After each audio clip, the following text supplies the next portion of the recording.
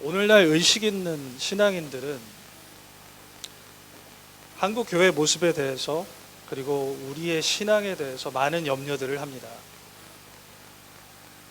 우리의 신앙이 세상과 타협하여서 이기주의적이 되고 물질주의적이 되고 세속화될 것에 대해서 염려합니다. 그리고 우리의 신앙이 통전적이지 못하고 특정한 종교 활동에 치중되는 것에 대해서 염려를 합니다. 그리고 우리의 세상이 우리가 속한 사회와 더 나아가서는 하나님이 지으신 창조, 피조 세계를 포괄하지 못할 것에 대해서 염려합니다. 그냥 그저 교회와 우리 개인에 국한되는 것에 대해서 염려를 하는 것입니다. 이 모든 염려들은 정당한 염려들이고 정말로 우리가 심각하게 고민해 봐야 되는 이슈들입니다. 그런데 오늘은 조금 다른 문제를 집중하려고 합니다. 신앙의 본질에 관한 것입니다.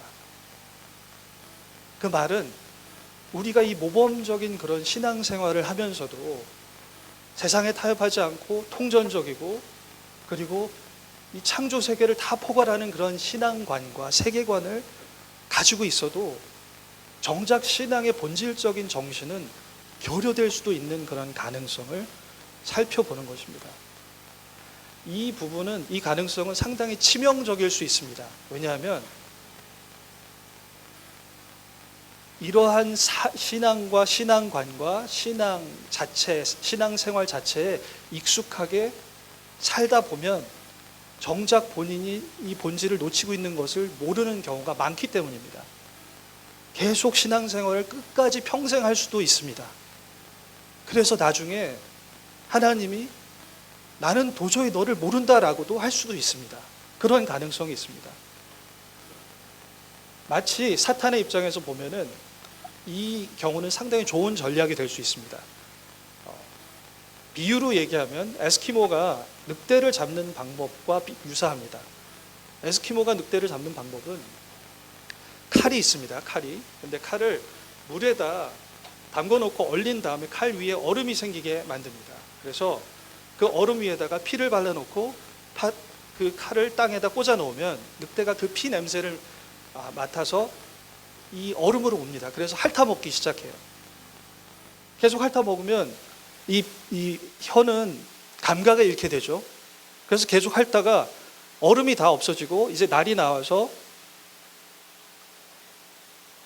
이 혀를 자르고 피가 나는데도 불구하고 그걸 몰라요. 감각이 없기 때문에. 그래서 계속 핥고 하다가 과다출혈로 죽게 됩니다. 조금 극단적인 이야기이긴 하지만 오늘날 많은 사람들에게 발생하고 있는 현실을 잘 나타내고 있는 이야기라고 생각합니다. 우리 자신이 그 상황에 있지는 않은지 돌아보아야 합니다. 신앙의 본질을 나 자신이 놓치고 있지는 않은지를 잘 살펴보아서 그런 영적인 감각을 회복하지 않으면 열심히 신앙생활을 하면서 계속적인 영적인 출혈로 멸망을 향해 걸어갈 수 있는 것입니다. 그래서 오늘 우리 자신이 각자 개개인이 신앙의 본질을 놓치고 있지는 않은지를 살펴보는 그런 시간이 되기를 바랍니다. 제가 네 가지의 신앙의 본질에 대해서 오해할 수 있는 네 가지를 먼저 살펴보고 그 다음에 마지막에 본문을 통해서 그럼 바울이 얘기하는 신앙의 본질은 무엇인지 우리는 그 본질을 가지고 있는지를 살펴보도록 하겠습니다. 첫 번째, 많은 사람들이 이 정도면 신앙이 있다라고 여기는 그 요소 중에 하나가 뭐냐 하면 하나님을 믿는다고 고백하고 믿음의 고백을 통해 믿음의 공동체에 속하는 것, 이것 정도면 신앙을 가졌다라고 여기는 분들이 되게 상당히 많습니다. 예배에 참석하고 신앙 고백을 하고 찬양을 참석하고 그리고 설교 말씀에 동의합니다. 기독교 진리에 대해서 믿어요. 그 진리들에 대해서 동의합니다. 그리고 맞다라고 그렇게 선포하고 말합니다. 그런 사람들과 같이 삶을 삽니다. 이 정도면 이 정도면 신앙을 가지고 있는 것이라고 생각하시는 분들이 상당히 많습니다. 더 나아가서 이런 분들이 신학 공부도 하고 직분도 받고 그렇게 되면 내가 신앙의 본질을 놓칠 리는 없어라고 생각하는 경우가 많습니다. 그런데 말씀에 의하면 이것만 가지고는 신앙의 본질이라고 볼 수가 없습니다. 대표적인 예가 이스라엘이에요. 이스라엘이야말로 살아계신 하나님에 대해서 당연하게 사실과 진리로 동의하고 하나님께 하나님이라고 부르고 예배하고 그랬던 자들입니다. 이스라엘 공동체라는 하나님의 백성에 속했던 자들이고, 그래서 하나님의 백성이라고 일컬음을 받고 그렇게 신앙생활하고 고백하고 그런 삶을 살았던 자들입니다. 그럼에도 불구하고 이스라엘 백성은 나중에 우상숭배로 다 빠지고 결국 하나님을 부인하고 예수 그리스도도 부인하는 그러한 결말을 맞게 됩니다. 그러니까 그 하나님의 진리에 대해서 동의하고 고백하고 모든 그런 것들이 본질은 아니었던 거예요. 더 직접적으로는 마태복음 7장에서 아주 직접적으로 예수님 말씀하십니다. 나더러 주여 주여 하는 자마다 천국에 다 들어갈 것이 아니요. 여기서 주여 주여 하는 자는 예수님을 주라고 여기는 그런 공동체를 얘기합니다. 주여 주여, 예수님을 인정하지 않는 사람들과 다르게 예수님을 주라고 여기고 그렇게 교회 나오고 예수님 따라다니는 그 공동체인데, 주여 주여 하고 예수님을 따르는 것만 가지고 모두 천국에 들어갈 수는 없다라고 아주 명확하게 말씀하고 있습니다. 두 번째, 그러면 이 말씀에 대한 이런 고백과 고백을 통한 공동체의 속함 가지고 이게 본질이 아니라 그럼 본질이 무엇일까? 많은 사람들이 주장한 두 번째 그런 요소는 하나님에 대한 사실, 진리에 대해서 동의하는 게 중요한 게 아니라 현재의 삶에서 하나님의 축복을 체험하는 것. 하나님의 축복을 통해서 하나님이 나에게 역사하시고 내 삶을 인도하신다라는 것을 체험하는 것. 이 정도면 신앙의 본질이 아닐까? 이 정도면 나는 확실하게 하나님에 대한 믿음을 가지고 있는 것이 아닐까라고 생각하는 분들도 많습니다. 대부분의 시중에 있는 대부분의 간증집은 거의 이런 이야기예요. 어떻게 하나님이 특별하게 나의 삶에 역사하셨고 내가 그 하나님을 조금 특별하게 알고 있는가. 그런 하나님의 축복의 경험을 통해서 하나님에 대한 태도가 바뀌고 인식이 바뀌고 하나님이 새롭게 보이는 것. 이 정도면 신앙의 본질을 내가 가지고 있는 것이 아닌가라고 생각할 수 있습니다. 그런데 하나님의 축복으로 따지면 역사상에서 가장 화려하고 기적적이고 가장 놀라운 축복을 받은 자들이 이스라엘 백성이에요.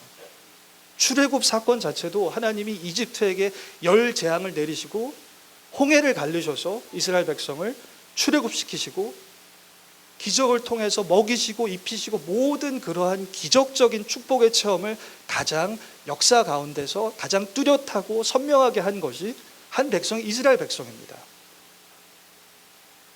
근데 이 이스라엘 백성도 여러분 성경에서 이스라엘 광야 이야기를 읽어보면 아시는 것 같이 결국 하나님께 불평하고 마치 하나님을 잘 모르는 자들 같이 그렇게 행동하고 말하고 합니다.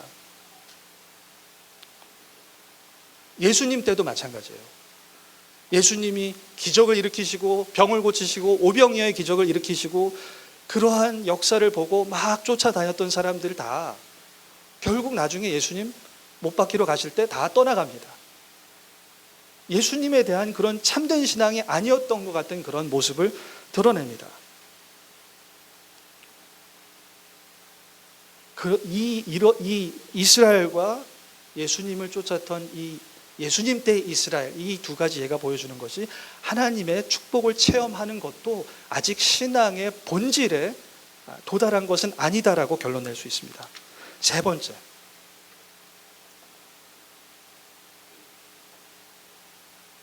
진리에 대해서 동의해서 교회에 속하고 그것도 아니고 하나님의 축복을 받은 체험도 아니고 그러면 무엇일까? 성령의 역사를 체험하는 것. 성령의 역사를 체험하는 것. 이 정도면 정말 참된 신앙인이죠. 그죠? 하나님의 축복을 체험하는 것하고는 약간 다릅니다. 하나님의 축복을 체험하는 것은 하나님이 나를 위해서 하신 일들을 체험하는 것이고, 이 성령의 역사는 하나님이 나를 위해가 아니라 나를 통해서 역사하시는 경우를 말합니다. 각종 성령의 은사 체험이 이 카테고리에 속할 수 있습니다. 방언하고 예언하고 병 고치고 각종 여러 가지 능력을 행사하는 그런 경험들, 천국과 지옥을 체험하고 여러 가지 기적적인 현상들을 나를 통해서 드러나는 것. 아니, 이 정도면 어떻게 저 사람이 신앙의 본질을 놓칠 수 있는 가능성을 생각할 수 있을까? 당연히 저 사람은 하나님의 사람이고 신앙의 본질을 꽉 잡을 뿐만 아니라 그 이후 더 많은 것들을 가지고 있는 사람들이 아닐까라고 생각할 수 있습니다. 그래서 그런 것들을 사모할 수도 있어요. 그런데 성령은 구약에서도 기능적으로 역사하실 수 있어요. 우리의 마음의 본질을, 신앙의 본질을 만지지 않은 채 우리를 사용하실 수 있습니다. 여러 가지 많은 예가 있지만 모세와 70인의 장로들도 모세에게 임했던 영이 그 장로들에게 임했었어요. 근데 결국 모두 가나안 땅에 들어가지 않고 불신앙 가운데 광야에서 죽게 되죠. 다윗과 대조되는 사울 왕도 상당히 인간적이고 사람을 두려워하고 하나님을 두려워하지 않는 그 사울 왕도 성령이 있었어요. 하나님이 다윗에게 어노인트 하신 다음에 그 다음 사무엘상에서 나오는 내용이 사울에게 있던 성령이 떠나갔다라는 말씀이 나옵니다. 사울에게 성령이 있었던 거예요. 그렇게 인간적인 모습을 보이는 그 과정 가운데 사울에게 성령이 있었습니다. 그리고 중간기 때와 예수님 때에도 마찬가지입니다. 이스라엘 백성 중에 성령을 강조하는 그러한 이스라엘 백성, 에센파라고 쿰란 공동체의 이스라엘 백성들이 성령을 많이 강조해요. 자기네들은 성령 받은 자고 그래서 새 언약의 백성이라고 강조하는 그런 자들이 있었어요. 그들 예수님 부인하고 예수님 결국 몰랐습니다. 예수님이 오셨어도 배척했을 거예요. 그들의 신학과 그런 여러 사상을 생각했을 때. 더 가깝게는 바울의 고린도후서 10장 13장에서 나오는 그 지극히 큰 사도들, 그 사도들은 바울보다 더 화려한 권능을 떨치고 더 많은 기적과 이사를 발휘하고 그래서 바울이 오히려 초라하게 여겨질 정도였어요. 근데 결국 그 사람들도 바울의 대적자가 되고 결국 예수 그리스도의 대적자로 그렇게 판명이 나고 맙니다. 그러니까 성령이 역사하신다고 해서 그게 신앙의 본질이 있다라고 동일시할 수 없는 것입니다. 마지막 네 번째 요소는 그러면 신앙 고백을 통한 교회의 속함도 아니고 하나님의 축복에 대한 체험도 아니고 성령의 역사의 체험도 아니면 마지막은 현재의 삶에서 행함이 있는 삶, 말씀을 지키는 행함이 있는 삶. 와, 이 정도면 아니 야고보서에서도 믿음의 표현으로 행함이 있어야 되는 걸 강조하죠. 그리고 마태복음에서도 행함이 있는 그 말씀을 듣고 행하는 자는 반석 위에 집을 짓는 자와 같다고 그렇게 말씀하십니다. 행함이 엄청 중요해요. 믿음의 행함까지 있으면 이보다 완벽한 것은 없다고 생각할 수 있습니다. 신앙의 본질을 확실하게 붙들고 있다고 생각하실 수 있습니다. 그래서 더 열심히 순종하려고 노력하고 행하고 열심히 교회 생활하고 선교하고 모든 것을 전투적으로 열심히 하실 수도 있어요. 그래도 여전히 신앙의 본질은 도달하지 못할 수 있습니다. 아까 방금 말씀드렸던 에센파의 경우 율법에 목숨을 거는 자들이었어요. 바리새인들을 대고 바리새인들이 저 정도면 세상에 타협하는 거다라고 판단할 만한 그 정도로 말씀에 목숨을 걸고 율법을 지키는 자들이었습니다. 바울 자신을 보더라도 바울이 예수님 믿기 전에 자기 자신을 묘사했을 때도 히브리 중에 히브리인이고 율법으로 바리새인이고 율법의 의로는 흠이 없는 자다라고 했습니다. 그냥 열심히 지킨 게 아니라 율법의 의로는 흠이 없다. 행함에 있어서는 하나님의 말씀을 듣고 행함에 있어서는 나는 흠이 없을 정도로 완벽하게 지킨다라고 자기를 평가할 정도였습니다. 행함이 이렇게 있어도 바울은 교회를 핍박하고 예수님을 부인했죠. 그러니까 행함이 있어도 신앙의 본질은 놓칠 수도 있어요.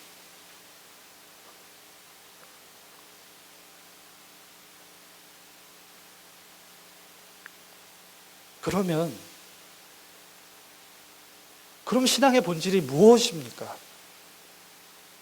진리에 동의해서 고백하고 교회에 속하는 것도 아니고 축복의 경험을 하는 것도 아니고 성령의 역사하심을 경험하는 것만 가지고도 안 되고 행함까지도 있는데 이것만 가지고 이 정도면 다 돼야 되는 거 아닙니까? 두렵지 않으세요? 이 정도까지도 아니라면 그럼 과연 본질은 무엇인가? 이 모든 것을 가졌던 이스라엘은 도대체 왜 예수님을 부인하고 결국 예수님의 새 언약 백성에 들어가지 못했는가? 이 질문에 대해서 바울이 오늘 본문에서 해답을 줍니다. 결론부터 말씀을 드리면 이 모든 것을 가졌던 이스라엘 백성이 신앙의 본질을 놓쳤던 이유는 수건 때문이에요. 수건. 되게 수건이라니. 그렇죠? 무슨 뜻일까? 수건 때문에? 수건이 어떤 역할을 했길래 왜 수건 때문에 이 모든 신앙의 본질을 놓쳤을까? 그러면 수건이 어떻게 돼야지 그럼 수건이 해결되면 신앙의 본질을 가지는 것인가? 맞습니다. 바울은 그렇게 얘기해요. 그래서 우리 지금 본문에 한번 들어가 보겠습니다. 본문에 들어가기 전에 이 본문에서 바울이 지금 우리 그리스도인들을 새 언약의 백성이라고 얘기를 하고 있고 이스라엘 백성, 모세 언약에 있는 이스라엘 백성을 옛 언약의 백성이라고 얘기하면서 대조하고 있습니다. 차이점을 얘기를 해요. 그러면서 이 이스라엘은 초기 모세 때 이스라엘뿐만 아니라 지금 예수님 때 이 이스라엘도 다 모세가 수건을 가린 그런 백성으로 표현합니다. 13절, 14절, 15절을 제가 잠깐 보겠습니다. 3절에 우리는 모세가 이스라엘 자손들로 장차 없어질 것의 결국을 주목치 못하게 하려고 수건을 그 얼굴에 쓴 것 같이 아니하노라. 모세는 이스라엘 백성 앞에 수건을 썼고 지금 새 언약 백성은 그렇지 않다는 겁니다. 14절 그러나 저희 마음이 완고하여 오늘까지라도 구약을 읽을 때 그 수건이 오히려 벗어지지 아니하고 있으니 그 수건은 그리스도 안에서 없어질 것이라. 15절 오늘까지 모세의 글을 읽을 때 수건이 오히려 그 마음을 덮었도다. 바울은 이스라엘 백성이 수건이 덮였기 때문에 모세 때도 그렇고 예수님 때도 그렇고 그래서 신앙의 본질을 놓친 것 같이 얘기합니다. 수건이 벗겨질 때 참된 신앙을 가질 수 있는 거예요. 그럼 수건이라는 게 무슨 뜻일까? 수건의 의미를 잘 파악해야 됩니다. 일단 이 구절에서 수건의 의미를 파악하기 위해서 배경을 잠깐 볼 필요가 있어요. 모세의 수건의 배경이 되는 사건은 금송아지 우상숭배 사건입니다. 이스라엘이 금송아지 우상숭배했던 사건. 출애굽한 이후에 출애굽의 기억이 생생한 때예요. 시내산에 가서 모세가 율법을 받기 위해서 40일 동안 금식 기도하러 올라갔을 때 그 사이에 금송아지를 우상으로 세워서 우상숭배를 합니다. 그 사건이 있은 이후에 모세가 돌아와서 율법 이 돌을 깨트리고 레위 지파를 통해서 3,000명을 죽이고 그 다음에 이 송아지 우상을 갈아서 마시게 하고 하나님이 그런데도 이스라엘을 진멸하고자, 내가 이 백성을 만든 것을 후회하고 진멸하고자 하는데 모세가 중보기도를 합니다. 중보기도를 해서 겨우 이스라엘 백성이 살아남고 그 다음에 언약을 새로 체결을 하는데 모세를 통해서 새로 언약을 새롭게 갱신합니다. 갱신이 아니라 다시 만드는 거죠. 하나님의 성막이 이제 이스라엘로부터 분리돼 나와서 모세만 그 성막에 들어가서 하나님은 얼굴과 얼굴로 대면할 수 있게 되고, 그 모세를 통해서 하나님이 이스라엘과 언약을 만드십니다. 그래서 언약을 새로 만들고 모세가 시내산에 다시 올라가서 40일간 금식하고 다시 내려올 때 얼굴에 광채가 나는 거예요. 그러니까 이스라엘 백성이 두려워하고 그래서 수건을 딱 씁니다. 이스라엘이.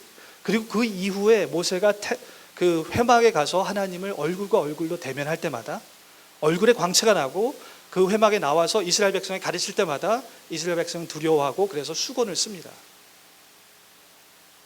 이 수건이 그럼 무엇인가? 왜 쓰는가?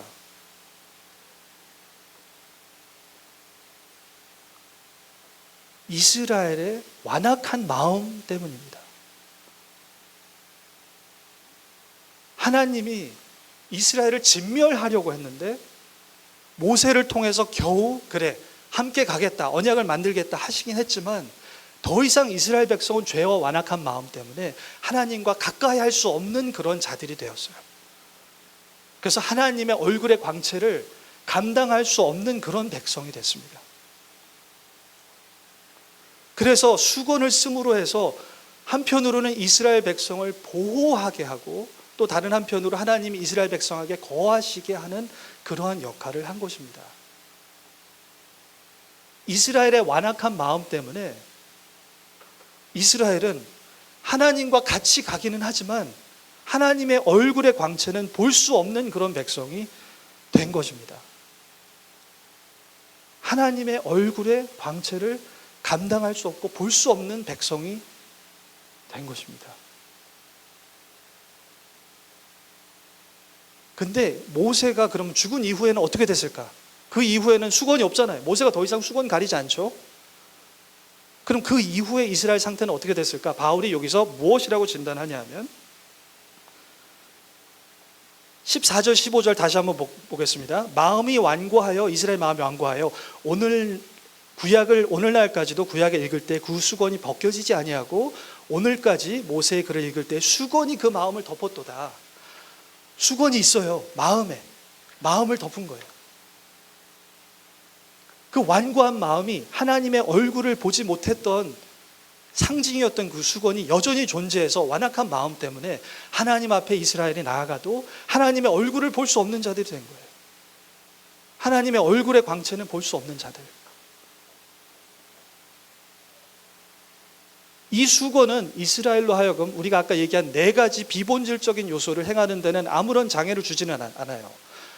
진리에 대해서 동의하고 교회에 속하고 축복도 경험하고 성령의 역사도 경험할 수 있고 그리고 행함도 열심히 할 수 있는데 얼굴만 보지 못하는 거예요. 얼굴만. 이게 무슨 뜻일까? 하나님의 얼굴을 본다는 것, 하나님의 얼굴의 광채를 보는 것이 왜 이렇게 본질적인 그런 요소일까? 이 비유로 생각하면 한번 이해하기가 더 나을 수 있을 것 같습니다. 여러분, 안면인식 장애라는 병을 들어보셨어요? 안면인식 장애? 이거는 아주 특이한 병이에요. 이 뇌에 무슨 문제가 생겼을 때 어떤 현상이 벌어지냐면 우리가 사람의 얼굴을 보죠. 시력에는 아무런 문제가 없어요. 다 볼 수 있습니다. 아주 자세하게 그 사람의 얼굴의 윤곽을 다 볼 수 있습니다. 그런데 이 사람이 누군지만을 모르는 거예요. 내가 다 뻔히 보는데 이 사람이 누군지를 알아보지를 못하는 거예요. 제가 이 안면인식 장애가 있는 사람의 그 유튜브 비디오를 봤었는데 자기 어머니예요. 어머니인데 몰라요. 어머니라는 거를. 옆에서 누가 당신 어머님 맞다고 서류를 보여주고 그래서 비로소 그래요, 어머니시군요 라고 인식하는 거예요. 어머니시라니까 같이 살아야죠. 사는 거예요. 어머니라니까 어머니라는 사실에 동의하죠. 그래서 어머니랑 같이 살아요. 어머니가 해주는 밥도 먹습니다. 축복도 받아요. 축복도 받고, 와, 이분한테 이런 축복도 받고 새로운 그런 인식이 생기죠. 그 다음에 뭐 어머님의 도움을 받아서 뭐 힘을 차리기도 하고, 성령의 도움과 같이. 그리고 그분을 위해서 열심히 살려고 노력도 할 수 있습니다. 아까 전 얘기했던 신앙의 4가지 요소들을 다 열심히 할 수 있어요. 근데 이 어머니라는 게 어머니 같이 안 여겨지는 거예요. 알아보지를 못하니까 그 모든 행동에 진정성이 없는 것입니다. 진정성이 없어요.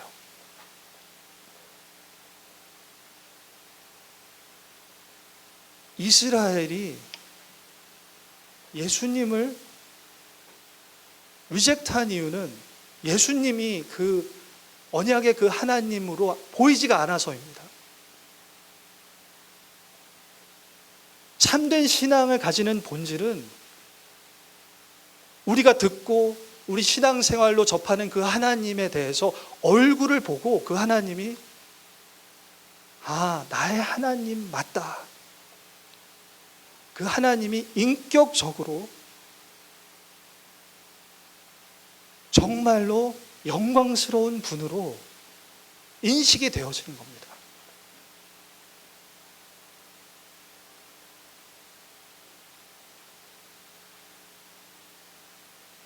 하나님이 하나님으로 여겨질 때,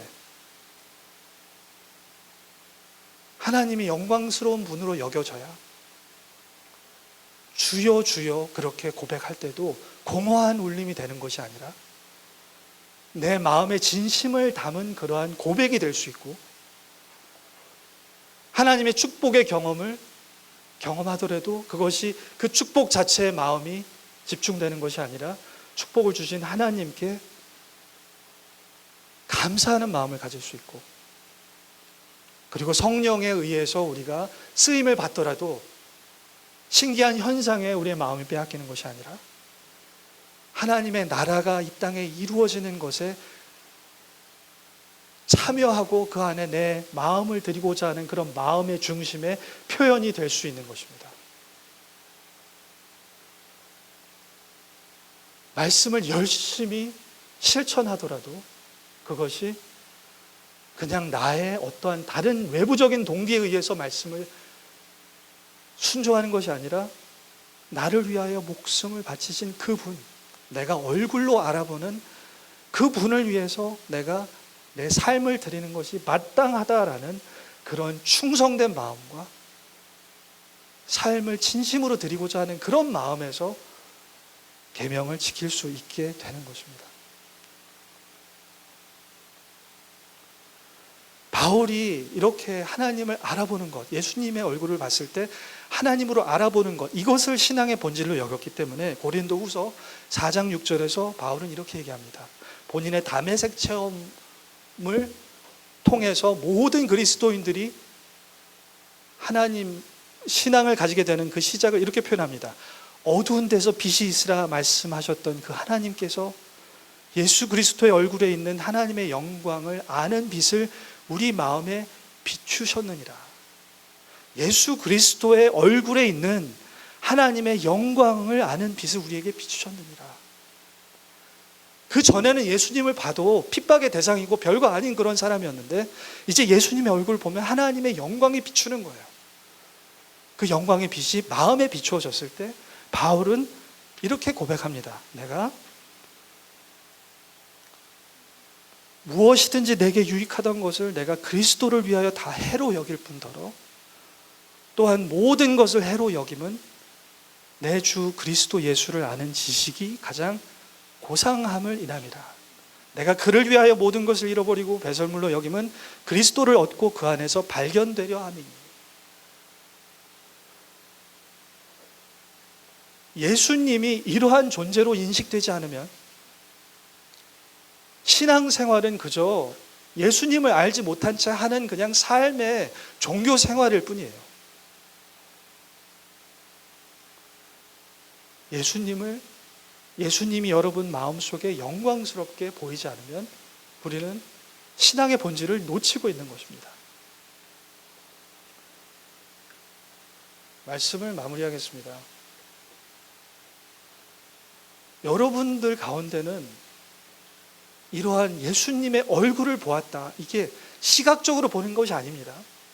예수님이라는 존재가 그 전에는 되게 무의미하고 흐리고 그냥 내 삶에서 다른 여러 가지 다른 더 중요한 것들에 비해서 별 중요하지 않은 존재였는데, 어느 순간부터, 이게 한 번의 사건이 아니어도 되고 어떤 과정을 거쳐도 되지만, 예수님이라는 존재가 영광스럽게 보인다. 나는 정말 예수님을 만났다.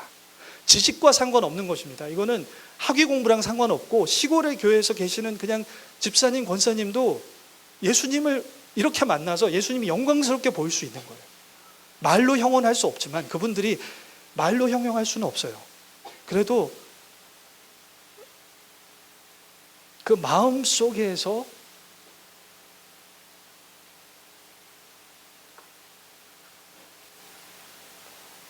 예수님은 나에게 설명할 수 없는 그런 분이다.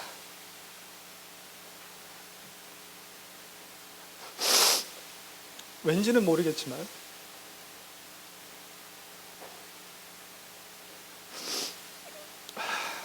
나는 그분에게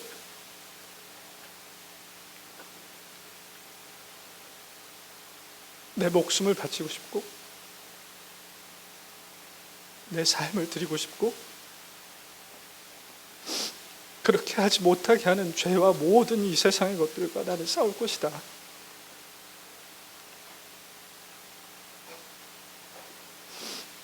그래서 신앙생활을 어떤 신앙생활을 하고 어떠한 삶을 살든지, 나의 삶이 화려하지 않을지라도 나는 예수님의 이름에 합당하게 전심을 다해서 살 것이다. 세상에게 마음을 빼앗기지 않고 하나님의 나라를 이루는 것을, 그 나라와 그 일을 이루는 것을, 무엇을 먹을까 무엇을 입을까 염려하지 않고 하나님의 그 나라와 그 일을 이루기 위해서 나는 정말 살고 싶다. 그런 진실된, 그게 그냥 그렇게 해야 되니까, 교회에서 그렇게 하라고 하니까 하는 것이 아니라, 그게 그 개인적인 내 진짜 소원이다. 내 삶의 마음의 중심에 나를 규정하는, 나의 나됨을 결정하는, 나의 모든 활동의 중심이 되는 그분이다. 예수님이 이제 정말 나의 주님이다. 그냥 말로만 주님이 아니라 예수님이 나의 주님이다. 이러한 경험이 있으십니까, 여러분들이? 이러한 경험이 없으면 아직도 여러분 마음에는 수건이 있을지도 모릅니다. 열심히 신앙생활해서 평생 가서 나중에 하나님이 나는 너를 도무지 모른다라고 할 수도 있습니다.